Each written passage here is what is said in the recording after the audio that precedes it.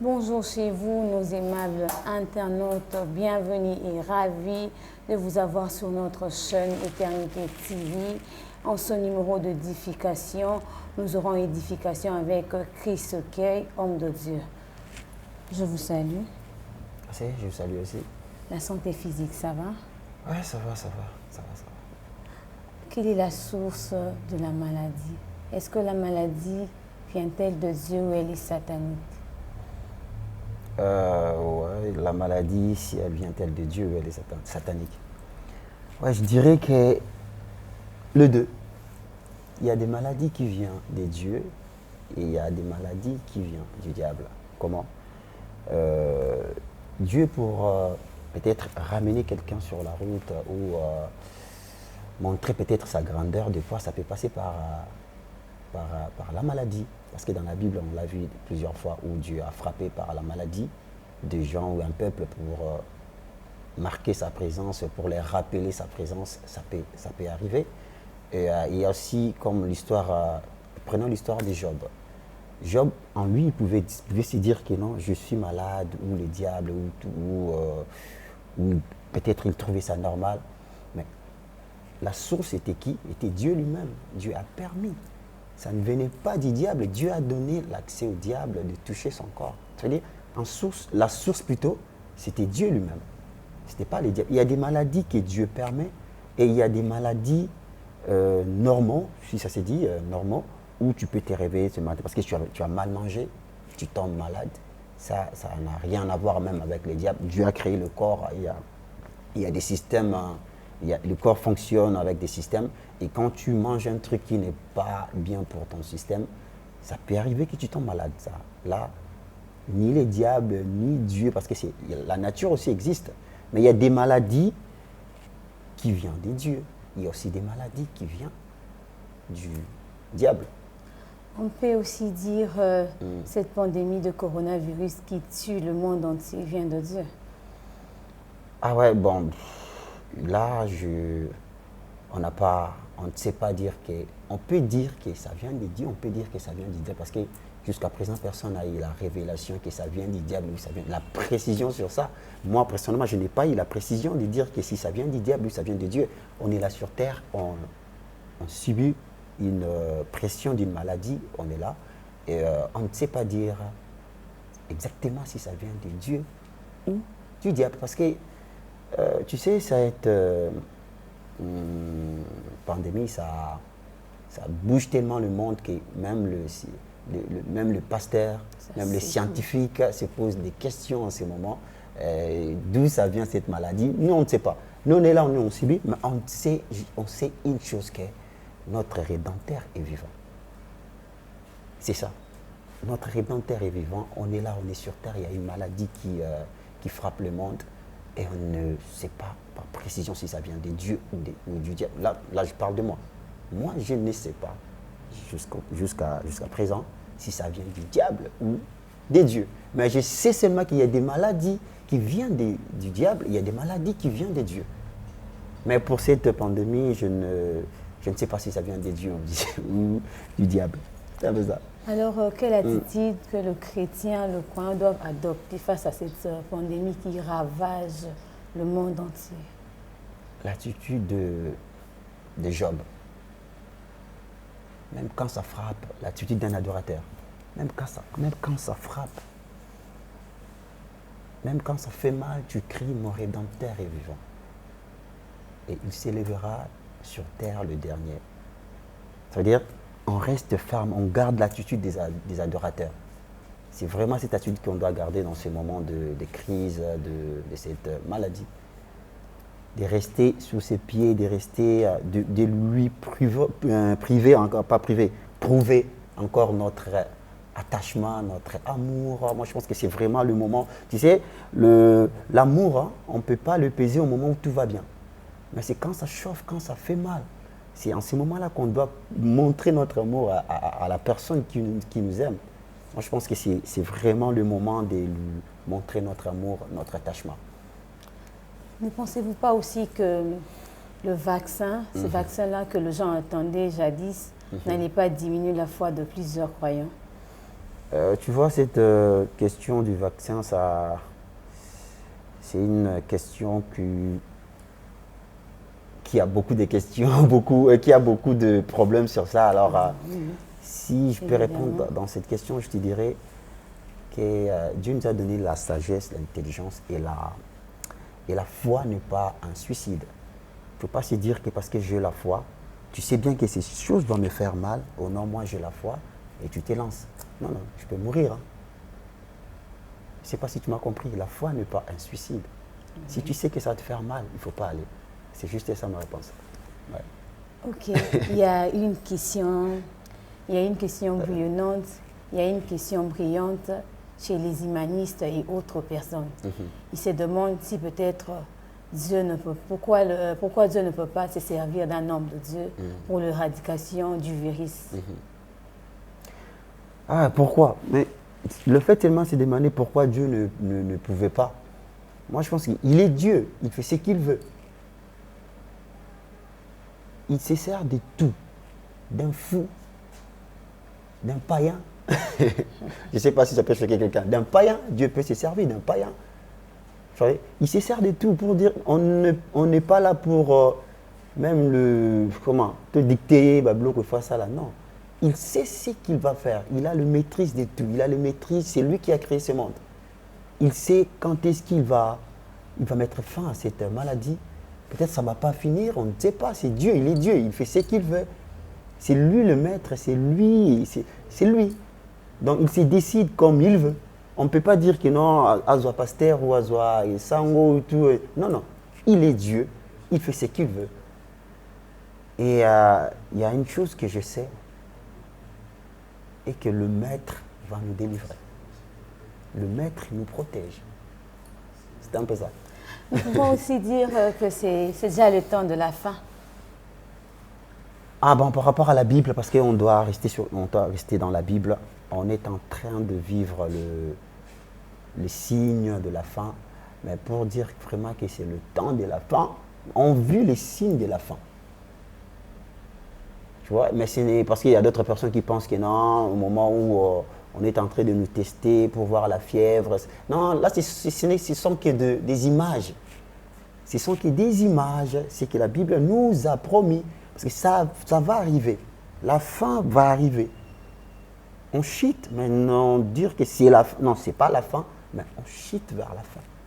Ce sont des signes, ce sont des images. Oh non, 666, non, ça ne sera pas ce qu'on voit. Ça sera autre chose. Ça sera maintenant visible et réel. Parce que la Bible l'a dit. Okay. En fait, la Bible dit dans Luc 18, le verset 8, quand le Fils de l'homme viendra, trouvera-t-il la foi? Pensez-vous que quand Christ reviendra, il trouvera-t-il la foi sur la terre? Oui. Luc s'est posé des questions, il ne confirmait pas. Mais c'est une question que Luc s'est posée. Et si on s'est dit que Dieu ne trouvera pas la foi, alors carrément on dit qu'il n'y aura personne qui ira au ciel. Parce que c'est la foi qui va nous enlever. Tu vois, c'est cette foi-là. Mais si il revient comme ça, il trouve que personne n'a la foi, alors il va partir avec qui? Je suis sûr et certain qu'il trouvera la foi. Il trouvera la foi sur terre parce qu'il y aura ceux-là qui vont tenir bon. Comme les Tuabisseurs, tu vois. On va tenir bon jusqu'à la fin. On va tout donner pour rester attaché à lui jusqu'à la fin et il va nous prendre. Ouais. Ok. Parlons un peu de votre carrière musicale. Okay. Nous aimerions savoir quelle est la source de votre inspiration. Ah ouais, ma source d'inspiration, ma source principale, c'est Dieu.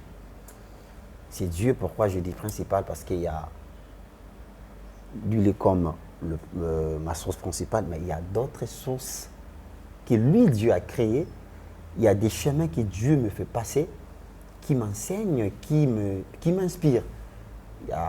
Peut-être, il y a beaucoup de chansons que j'ai à écrire. C'est si tu veux me comprendre, écoute mes chansons. Je veux dire, c'est ma marche avec des cordes. La chanson comme Dis-moi un mot, les gens l'écoutent. Je ne sais pas comment les gens ont l'habitude de comprendre cette chanson, mais c'est une question que je me posais. Je dis, c'était un moment où je traversais des moments difficiles. Alors, j'avais beaucoup de questions dans ma tête. Je dis, mais tout ce que je lis dans la Bible, c'est Marc, c'est Jean, c'est Moïse et tout. Mais c'est leur vie. On est en train de lire la vie d'autres personnes, comment Dieu a marché avec eux. Mais, et moi alors? Même si ma vie ne sera pas écrite sur la Bible, mais quand même, je dois être inspiré par ma vie. Dieu marche avec moi. Dis-moi un mot. Dis-moi, parle-moi aussi comme Moïse. C'est vraiment ça la chanson. Je dis, alors, je ne dirais pas que j'étais fatigué, non, je me disais que non, bon, j'ai bel et bien écouté tous ces gens-là, mais après, Dieu, parle-moi aussi. J'aimerais que tu me parles, dis-moi un mot, parce que moi aussi j'ai besoin d'écouter ta voix. Ça veut dire, Dieu, je voulais que Dieu me parle. C'est cette étape-là qui m'a inspiré à écrire cette chanson, à écrire dis-moi un mot. Au comment c'est encore ma vie. Je dis quand je dis comment Soyanga, je dis avant il n'était pas tout pour moi. Parce que peut-être vous, d'autres personnes, ont eu à connaître Dieu depuis Kibazaki Banamiki, mais ce n'est pas le cas avec moi. Tu vois, moi à un moment je me disais, mais Dieu existait, mais je faisais autre chose. Mais après, il est devenu tout pour moi. Alors, c'est cette étape-là que j'ai eu à chanter. C'est ça, Okoma. Okoma, c'est le changement. Je quitte de A à B. J'étais dans le monde, j'étais dans autre chose. Après, je suis rentré. Moi, je dis rentré parce que j'étais là. Je viens de là. J'avais quitté, alors je suis rentré. C'est ça la chanson Okoma. Donc, ma source d'inspiration, c'est Dieu. Mais à part Dieu, je m'inspire aussi de la vie de mes camarades, de la vie des histoires qui se passent dans le monde. Bon, l'ensemble du tout, c'est Dieu. C'est un peu ça. Qui est votre modèle? Modèle dans quoi? Dans la musique? Dans la musique. Nous parlons de la musique. Ok. Modèle. Modèle. Attends, je vais voir qui. J'ai l'habitude d'écouter beaucoup de personnes parce que, tu vois, la musique que je fais, c'est un mélange de plusieurs artistes. Tu vois, c'est un mélange de plusieurs artistes.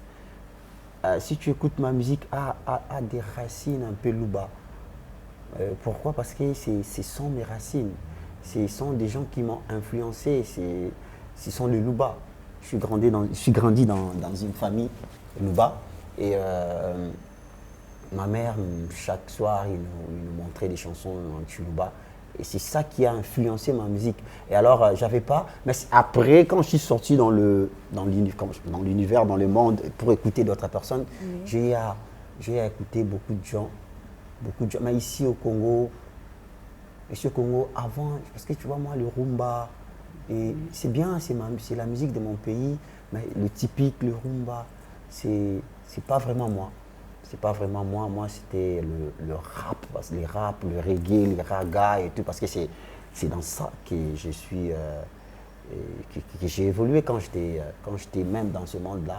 C'était pas le rumba, c'était le reggae, c'était le rap, c'était le ragamuffin, c'était ça. Alors, avoir un modèle dans la musique, ils sont tellement nombreux. J'ai écouté beaucoup de gens. Je ne sais pas dire que non, c'est lui mon modèle. Mais quand j'étais dans ces côtés-là, j'avais des modèles. Mais quand je suis rentré ici, ça veut dire que non, j'avais déjà cette culture-là, tu vois, que j'avais eu dans le monde. Et quand je suis rentré, j'ai pas eu de modèle j'ai pas vraiment eu le modèle principal dans le gospel. Mais il y a des gens que j'apprécie beaucoup. Mais vu que j'avais déjà caché mon yangamoro, caché nangamoro, couleur nangamoro, je n'ai pas trop voulu prendre aussi ce que d'autres personnes font. Mais il y a beaucoup de gens qui m'ont aussi influencé. Mais je ne dirais pas qu'ils sont des modèles. Mais ils m'ont influencé par leur façon de faire des choses, par leur façon de chanter, par leur façon de composer. Ils m'ont influencé. Mais avoir le modèle comme principal dans la musique, pas encore. Mais il y a des gens qui m'influencent, mais ils ne sont pas des modèles. Je ne sais pas si j'ai mal parlé. Tout cela un peu na lingala, on a internet na biso mususu. Tomoni oza en plein studio. Alors nous aimerions savoir quels sont les défis que vous rencontrez lors de la composition. Moi, Dieu m'a fait grâce. Je n'ai pas vraiment beaucoup de problèmes pour composer une chanson.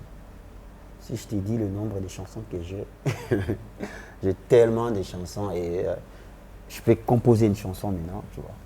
Je peux composer une chanson par rapport à la situation, il y a la caméra devant moi, je peux parler des gens qui me regardent, je peux créer une chanson par rapport à la situation du monde en ces moments. Ça veut dire que la composition n'est pas un problème, mais c'est juste, je ne compose pas aussi n'importe comment. C'est juste que j'attends la voix de Dieu. Parce que moi, il y a des fois où Dieu me parle comme ça. Il y a des chansons où je lis comme ça, dans mes oreilles, j'entends un refrain, tu vois, qui sonne, qui se joue dans ma tête. Et je demande à des frères qui sont à mes côtés, oh, est-ce que vous entendez aussi la chanson comme moi? Et tu dis, non, Chris, comme il me tu vois, c'est comme ça m'est arrivé plusieurs fois. Il y a eu des compositions qui sont venues comme ça. Tu vois, il y a des gens qui chantent, tu sens vraiment qu'il y a des gens qui chantent. Alors après, tu prends la chanson, tu prends, je ne dirais pas que quand ces gens-là chantent dans mes oreilles, ils ont aussi des paroles, non. J'entends la mélodie. Et la parole, c'est par rapport à la connaissance de la Bible que j'ai et par rapport à la connaissance scientifique aussi, ça compte, tu sais que ça compte. Hein. Parce que pour écrire une chanson, il y a la connaissance de la Bible, il y a l'inspiration de Dieu, il y a aussi l'intelligence.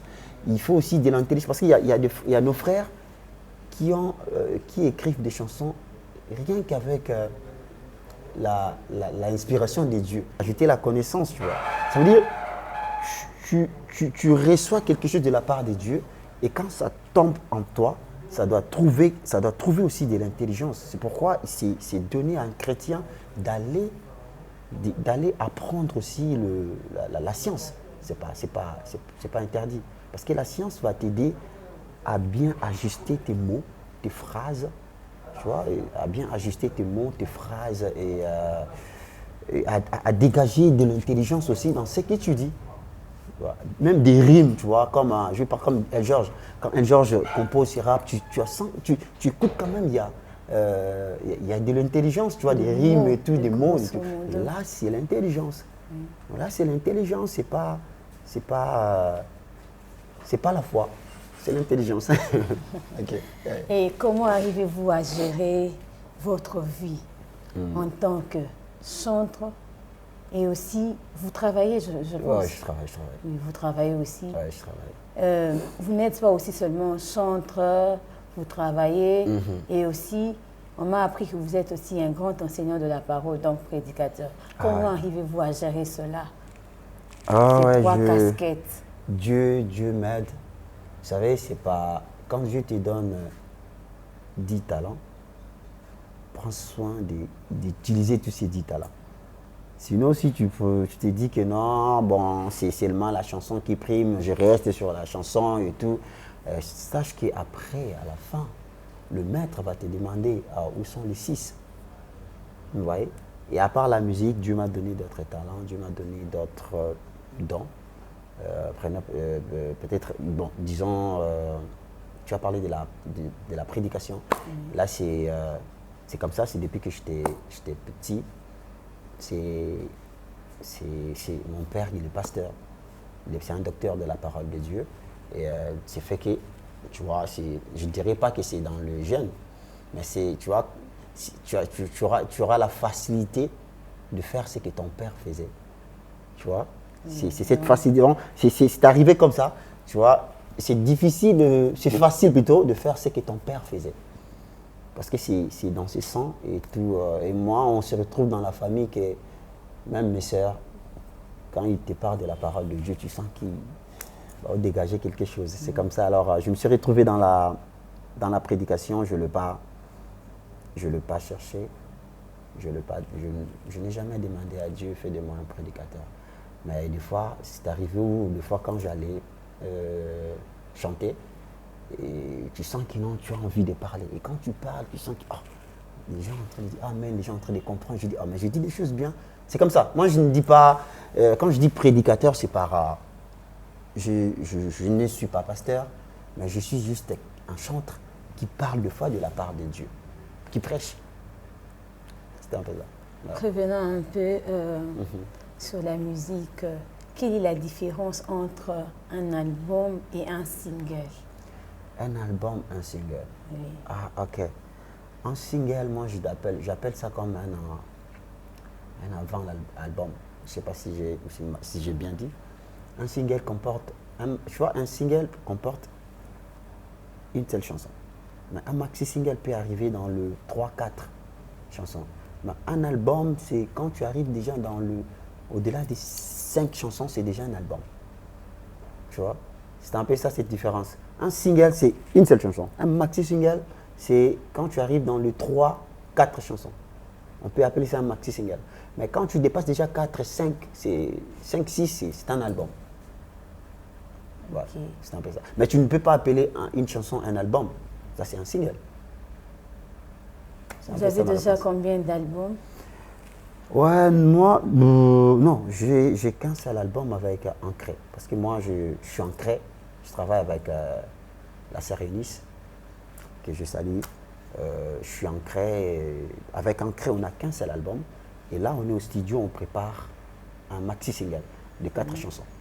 Donc, si on dépasse, là, tout comme un album. Pour le moment, on est encore dans le maxi-single. C'est un maxi-single de 4 chansons qui va sortir bientôt. Je profite aussi pour annoncer que c'est 13 mai, mais plutôt c'est mon anniversaire. Et pour cette occasion, je lancerai plutôt une chanson qui est encore au studio, qui est presque finie. Et je voulais lancer ces 13 mai. Alors, je serais content de recevoir vos bénédictions. Parce que moi, je vais vous bénir avec cette chanson. C'est une très très belle chanson qui va encore nous plonger dans l'adoration. Et je crois qu'on sera bénis.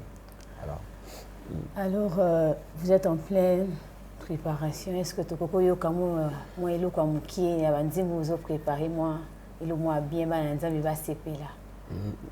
Non, le bandit, c'est la musique. Bakoyiba.